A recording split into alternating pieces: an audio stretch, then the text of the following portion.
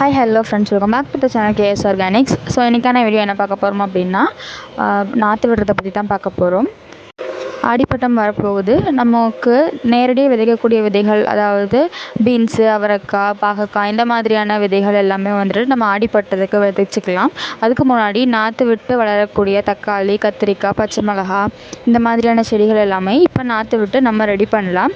இந்த கிளைமேட்டுமே வந்து கொஞ்சம் கூலிங்காக இருக்கனால நம்ம போடுற விதைகள் எல்லாமே நல்லா ஆடிப்பட்டத்துக்குள்ளவே வந்துட்டு நல்லாவே வளர்ந்து தயாராக இருக்கும். ஸோ நாற்று விடுறது அப்படிங்கும்போது நம்ம சீட்லிங் ட்ரேலையும் வச்சு நாற்று விடலாம். அப்படி இல்லைன்னா சின்னதாக ஒரு தொட்டியில் விதைகளை போட்டு கூட நம்ம நாற்று விடலாம். சீட்லிங் ட்ரேயில் நம்ம போடும்போது பொறுமையாக நம்ம ஒவ்வொரு குழிக்கும் அளவான ஒரு விதை 2 விதை நம்ம போடுற மாதிரி இருக்கும். அது வந்து நமக்கு ரொம்ப டைம் எடுக்கும். ஆனால் இந்த மாதிரியான ஒரு தொட்டியில் போடும்போது எவ்வளோ விதைகள் போட்டாலுமே நமக்கு தேவையான செடிகள் எல்லாமே நல்லா வளர்ந்து வரும். இதுக்கான மண் கலவையை நம்ம பார்த்துட்டோம் அப்படின்னா 2 பங்கு காயர் எடுத்திருக்கேன். இந்த தொட்டியில் 2 தொட்டி வந்து மண்புழு உரம் எடுத்திருக்கேன்.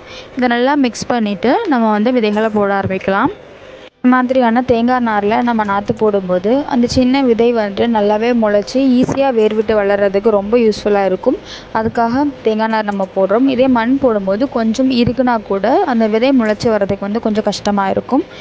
இப்போ வந்து மண் கலவை ரெடி பண்ணிட்டோம்.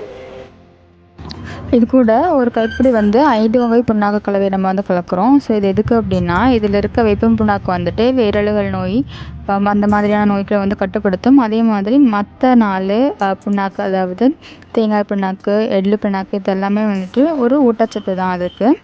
நாற்று வரும்போதே தரமான நாற்றாக வரும். அது வந்துட்டு நல்ல ஒரு தரமான காய்களையும் வந்து உற்பத்தி பண்ணும்.